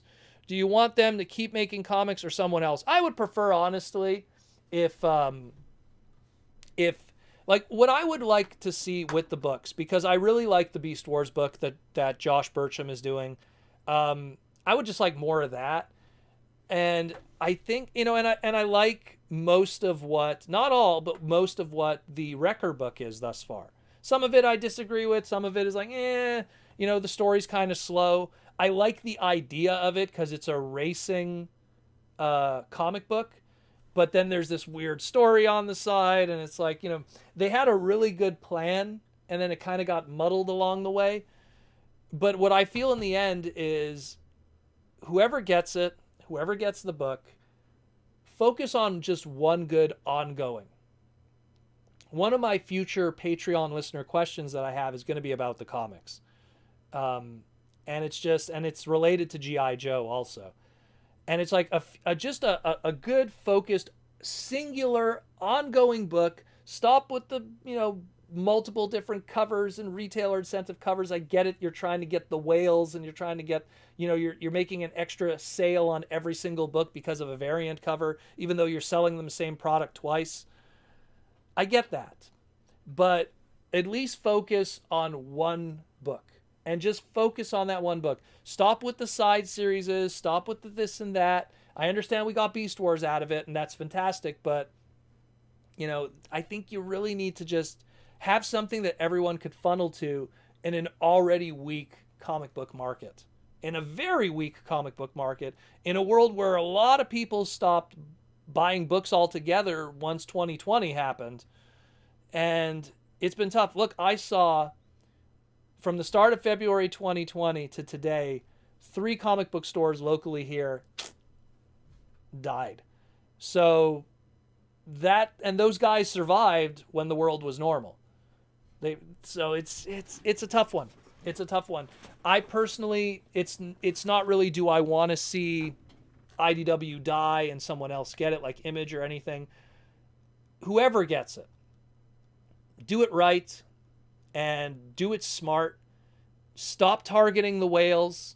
I understand that it's kind of tempting to always do that. If people don't understand what I mean, the whales is a term within the retail world where you're not selling a product to the fans, to the masses, to the casual fans, to the mom and pops. You're selling it to the completists, the hardcore guys, the guys that are going to buy 3 of something because they have to have. And those are the whales, because they're the ones that when you release a comic book, if you make 4 different variant covers, they're going to want to own all 4. Even though logically you don't need to own all 4. But they'll own all 4. And you end up getting 4 sales for one production of one book. Yeah, okay, the cover is part of the the cost too for each, but the interior, the 28 pages, the ads, the printing, it's all one cost. So that's just my take on that. IDW is in a funky place right now. I'm going to probably talk more about it when more information is public. Let's put it that way. Soup 99, it was made homemade. All that was missing was the cheese curds. Well, if the cheese curds weren't there, it's not really a poutine.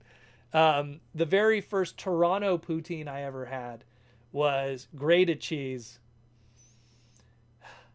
And I paid for that. And I shouldn't have. And it was a waste of money.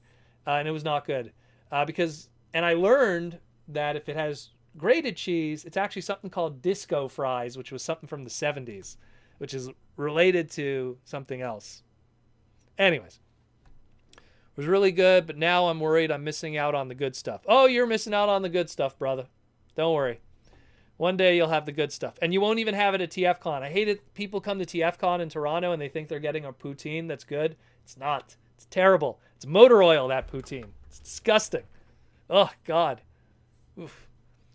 Downright superb. Proto, do you think it's possible to get third-party upgrade kits to beef up the Dinobot arms? There are molding holes on each of the sides. Well, that you'd have to talk to companies that do that. Dinobot's arms, I assume you're referring to the Kingdom one. I mean, has anyone done like part replacement stuff for Kingdom at all? Like at all? Like any companies have shown interest in doing stuff like that? Because I don't see anyone wanting to like put the time in. You know, maybe like a weapons pack or, you know, energy stuff, like energy blast stuff. But I don't know about arms completely. I don't know about that. I understand what you're talking about because they are kind of sprangly a little bit when Dinobot's pretty jacked. But I don't know. Orlando Chavez, what are your opinions on people who go toy hunting at stores versus those who shop online? Is there more satisfaction in going shopping at stores? Is it less honor in staying at your computer? Bro, however you could get it, in all honesty. Me personally, as a guy who loves going toy shopping, I just prefer that myself. I also use, again, now I don't do any toy shopping. The world is a very different place for that, and I think online is the best. Like, let's put it this way. Let's say your question was not in the world we live in today. 100% going out with my buddies and toy shopping. I used to do that all the way back to, I remember like back in like 2000, 2001, me and my friend, we used to take an hour-long bus ride because there was that one Toys R Us on the island that used to get non-French packaging Transformer product, meaning like stuff that wasn't difficult to get because that one manager somehow was taking a risk and he was getting away with it. And every single time we would make that trip out there, it'd be worth it and it'd be so cool. We'd find stuff. Oh my God, there's this. Oh, that's that. Oh, like it's the Armada, like, you know, repaint color of a specific character. That's so cool. Or the Scourge color scheme or Nemesis Prime or whatever. You know, like I prefer the hunt because you don't know what you're going to find. And not to mention, when you do the hunt, you're also not just looking for Transformers, but you get to look at all the other stuff. And you get to like, it's almost an educational experience because then you go, oh, okay, here's the Transformer products. Oh, you're seeing what sells well, what doesn't sell well, what's, you know, lingering behind. Oh, there's a whole bunch of rat traps here. That guy clearly isn't selling well. And then you could check out the other toy aisles, even stuff you don't collect, just to, you know, put some knowledge in your mind on what's going on in our hobby. So, you know, I'll always pick the toy hunting over that. But I always used to go with friends. So it was also a nice, fun experience. After we do the toy hunting, we get everything, we throw it in the trunk. Then we go and grab a bite. We go hang out somewhere. That's a different thing. Larry, who's in the chat, Larry Reed, somewhere here. Me and him, we used to go toy hunting together. We hit up like Toys R Us's off the island of Montreal even. I remember that's how I found, I think I was with Larry and I found some Metroid stuff from World of Nintendo. That was really tough to find. But yeah. But that was before the world went crazy. Now, I would suggest shopping online. If you don't have to go out and you could get the product online, do it that way. That way we could get out of this world and we could go back to normal. Stay home, people. Stay home if you have to. People need to learn that. We got a $5 super chat from Space Ghostal. This is Space Ghostal. Thanks for answering my call. Thanks for the answering call for my Patreon question. Love the history of Transformers. Well, thank you, Space Ghostal, for the question. It was a very good question too. I like questions like that because it gives me an excuse to kind of go into areas that normally I wouldn't talk about with Transformers, especially when it comes to like, you know, talking about, you know, Anne Brandt and her origin of the Transformer theme song and robots in disguise and those branding trademarks and taglines. It was a very good question. I really like it a lot. If you want to know what he's talking about, the last segment we just did is about the origin of robots in disguise. And we talk about like technically the first ever piece of Transformers anything that's ever existed, which predates toys and predates a cartoon and predates comics. Very interesting listen. Thank you, Space Ghostal, for a good question. Let's see here. Princeton Phalanx 59 is now 5 months a member. And he's reminding everyone, DairyCon 2022 is April 8th and 9th. I'd love to go to a DairyCon, but the world is on its head. So I will unfortunately not be there. One day look, I haven't gone to any of the TF cons. The BotCon that's coming up, I'd like to go to that, but I don't think anything will be normal in August. You know, I'd love to go to these shows, But I feel that if we're going to get back to normal, we need to stop doing this shit until it goes back to normal. I can't stress that enough. Guys, I've been to like 15 like BotCons, like 17 TF cons, you know. Trust me, I don't want to skip out on these things, but I also don't want to add to the problems that we're in still right now. I can't stress that enough. Michael Koo, can reissues of Beast Wars Transmetals be done without vacuum metal? They could be done. I mean, that's what the Armada ones were. All the Armada Beast Wars ones were. Let me grab Cheetor. One moment, guys. One moment. Let me grab Cheetor. Cheetor is a really good example of it. Ugh, I hope I could reach him without knocking everything over. I'm going to knock everything over. The mini cons. Why did I put them all the way in the back? Look, no vac metal. I mean, I have them all here. I'm just going to pull Cheetor because he's the one that everyone knows where the vac metal is. And chances are, if you have a trans metal, you probably own Cheetor. They've done it before, and they'll do it again. What they'll do is to me personally, I think they're going to include the vac metal just because they want to be authentic. But at the same time, if they want to, they could just, instead of doing the gold for Cheetor, they'll do a really good yellow or something. But the whole thing with trans metals was the cool chrome kind of metal look, trans metal. So I think they'll probably stay true to it. But like I said, I'm going to do for the thumbnail. Like I said, I think if they want to go that route, it could be done because it's just one molded piece of plastic that's then painted. In this case, they got all the little details on the back, the red paint. Made me get up to get a figure. Got a figure. Oh my God, are we almost done tonight? We have 14 minutes left. What the hell is going on today? Did I get stuck in a time warp? Okay, we got to do these quick then. I still got one box left. Okay, let's do the last box. I'll get to the super chats and everything in a second, guys. So this is the last one from Mikey and Louie. And then we're done for all the presents of the crazy gift box. Gift box. So let's crack open that one. All right. And then you guys get to see it first. Oh, that was very good. Proto. What the hell is this? What's this one? What is it? Oh, damn. Is it the... I think it's the 3-pack. Oh, nice. Looks like they were actually safely stored in there. Let me just make sure. Oh, yeah, they're in there.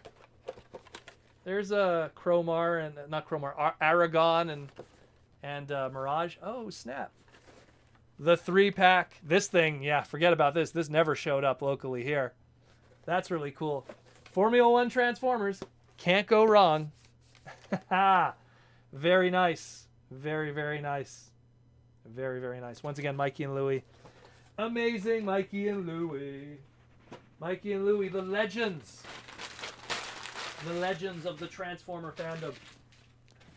They were the ones that Louie recently made this gigantic computer that looks like Teletran 1. I don't know if he posted it on his YouTube channel yet. If he did, I'll retweet it. Amazing stuff. Amazing stuff. Okay, let's get into the last of the super chats because we got 12 minutes left. Good Lord.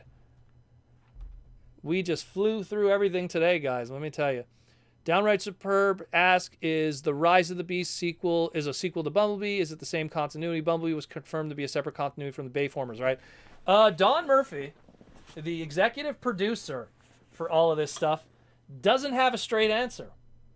He does, like, every time he's asked this question, it's like, he says one thing and then the director says another.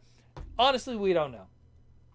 I mean, already Bumblebee movie kind of contradicts itself if it's part of the Bay universe. Like, if it's part of the Bay universe, it already contradicts itself. And that's not even getting into the fact, if you count IDW's expanded universe of the Michael Bay movies and what they talk about with prequel stuff, then Bumblebee movie can't happen at all. Then it makes no sense at all. Zero. So it technically has to be its own continuity. It has to be its own thing, but then it's like, oh, but Sector 7's in the movie, and it's just a different, Agent Simmons Sector 7. It's another continuity that's just happening along the same, just like how we have Optimus Prime and Bumblebee and other characters. I guess, Agent Seymour Simmons is now a character that exists in multiple continuities. I guess. I would like to believe that, if I'm like really overthinking this, Bumblebee movie is its own continuity and it's separate from the Michael Bay movies. If you want to feel that it's part of it, then you have to ignore and retcon a lot of different things. Ignore certain lines. Oh, this didn't happen. Oh, these guys never came here. Da da da da da. And then the IDW books can't exist at all. And I love those IDW movie books. Some of those were really fun and really good. And I don't want to ignore those because those were really good books. Those were really good books. So they would contradict everything too. So it would be too much. It would be too much to explain. But then again, even the Michael Bay movies within themselves contradict things. So that's writing for you. DNA Designs has a partial arm replacement for Studio Series 86 Dinobot. Oh, okay. So if there is guys that are doing replacement kits, but I think he was talking about Kingdom Dinobot though, giving him his jacked arms. So if people are doing it, then it's out there. It's out there. I think I saw Jason too. Jason mentioned something. Where's Jason? There's plenty of Kingdom upgrade kits out there. So Jason said, yeah, there's upgrade kits out there. So we will see. We will see. Check eBay. eBay is usually where all that stuff gets posted because usually, there's no one that's really documenting all of it. That's usually, you'll do a search for Kingdom Dinobot and then you'll see like eBay listings for upgrade kits sometimes. We got 9 minutes left. Tom Laney with the questions.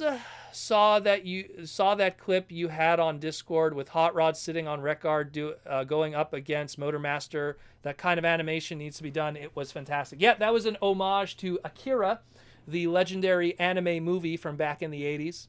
Super amazing movie. A little gory. So if you're a little squeamish, I would not suggest watching it.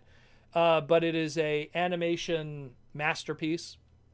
And a lot of people's first ever animes that they ever, well, I guess adult animes that they ever saw. And that slide that Hot Rod did has been parodied a zillion times across almost every form of media you could think of. From Batman the Animated Series to movies. So that's an amazing, but that's, I retweeted it also on my Twitter. If you guys want to know what I'm talking about, just look for, I think his name was 87 Animations, was his name, or 87 Chapter Animations. He's the one who did that little CG mock-up there, cool little thing.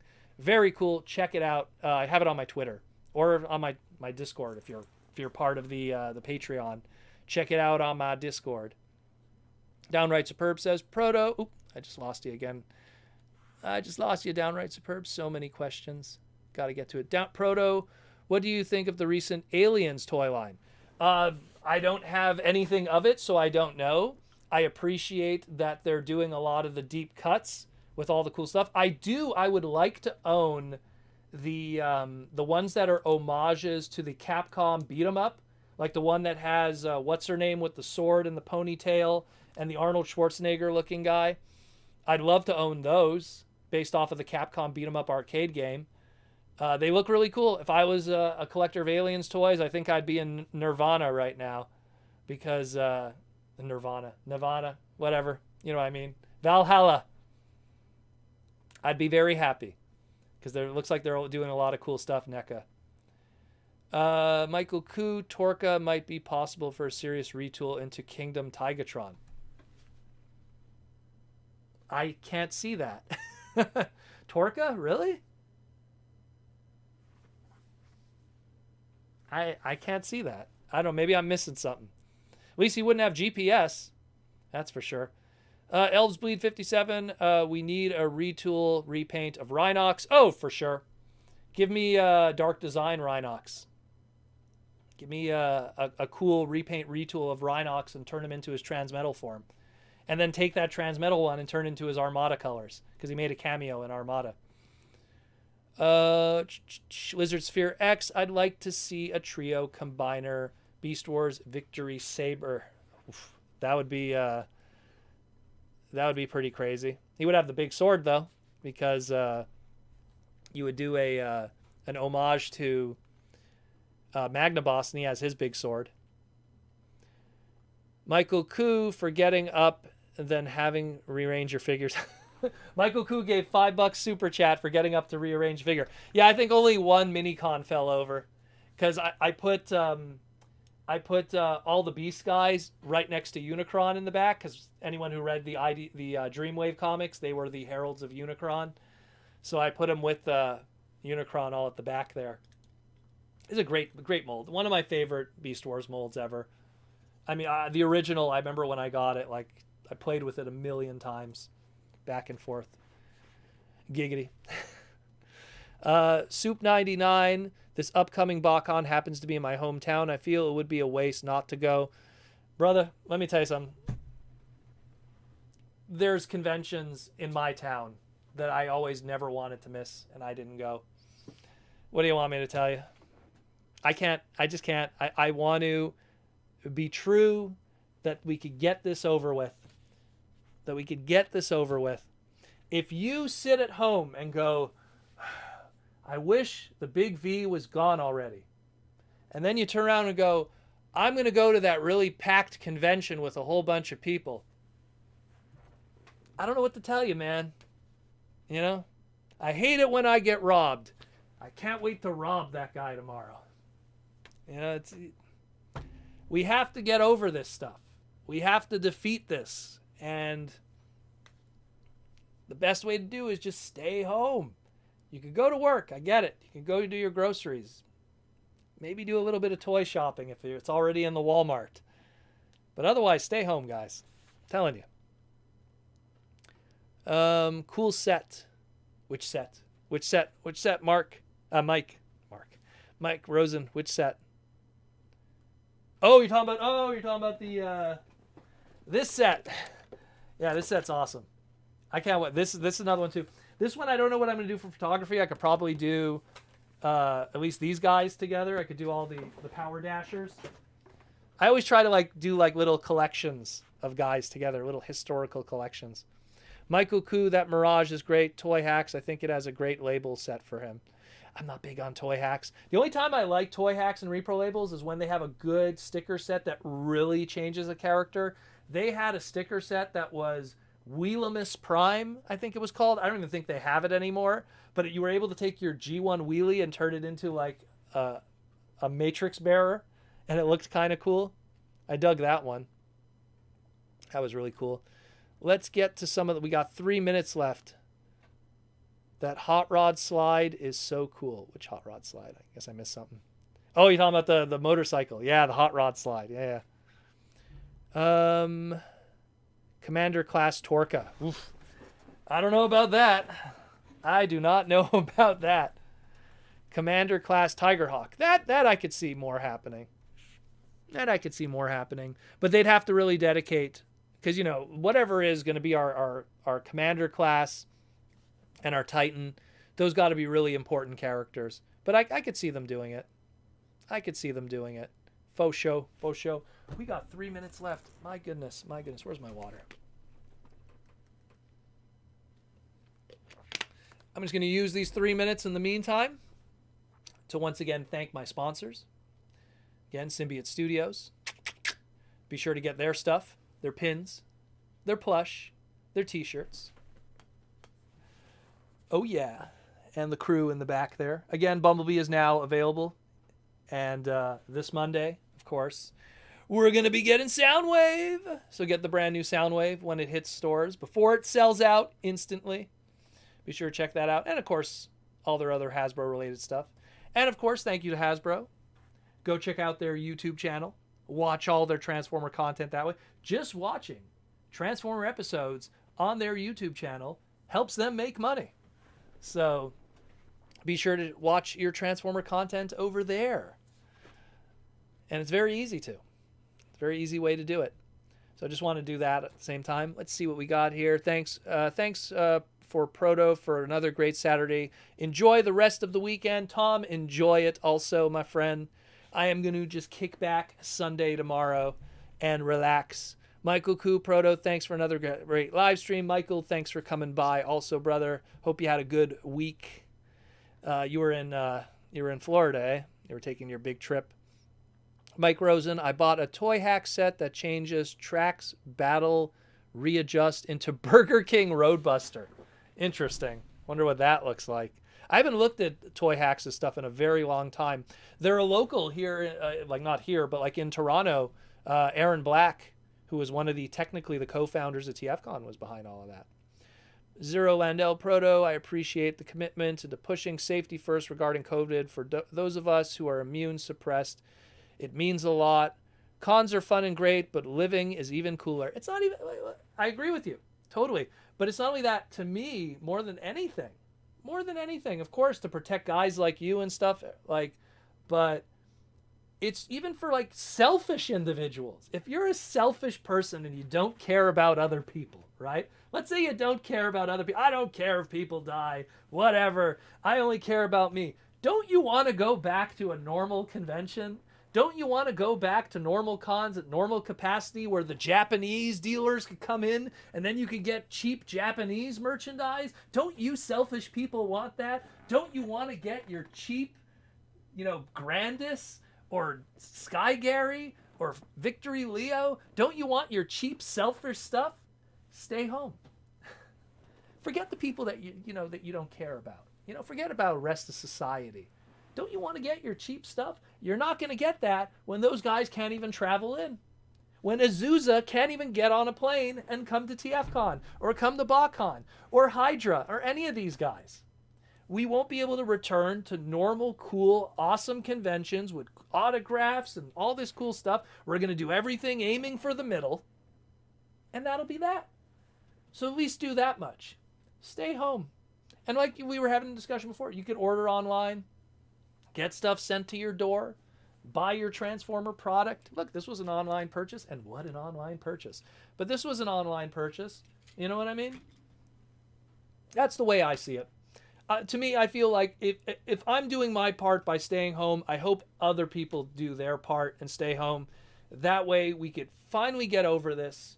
We could all hang out at cons together, and it would be great.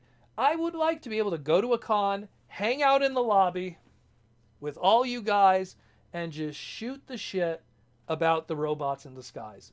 Guess what? Can't do that right now. We got to go to a con and then go back to our rooms.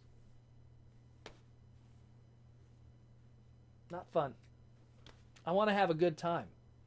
And I'm the kind of guy, I don't like aiming for the middle. I like aiming for the top. And we're 2 minutes over. So I'm going to say have a good night to everybody. Once again, thanks to my sponsors. If you want to help support the podcast, patreon.com/Protoman. You can join the Patreon, help support the podcast. I know we're doing a half-decent job, like I always say. Or become a YouTube member, and you can get all the questions you could ask to your heart's desire on the side, like Princeton, like Michael Koo, like Mike. There's a lot of Mikes, eh? Like Tom, like I'm just scrolling up here, like Soup99, like I'm trying to see if I can see any others here. Like Elves Bleed, like Lizard Sphere X, like all those great guys too.